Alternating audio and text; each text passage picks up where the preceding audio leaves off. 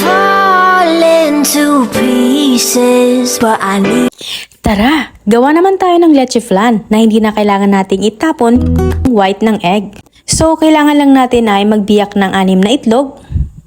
At syempre, dyan yung ating evaporada, kondensada at saka asukal.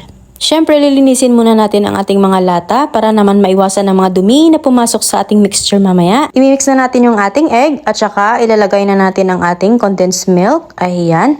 So, kalahating lata naman ng condensed milk yung ating ilalagay dyan. So, pagkatapos naman ay ilagay na natin yung ating evaporada. Kalahating lata lamang ang ating ilalagay ulit. Ayan.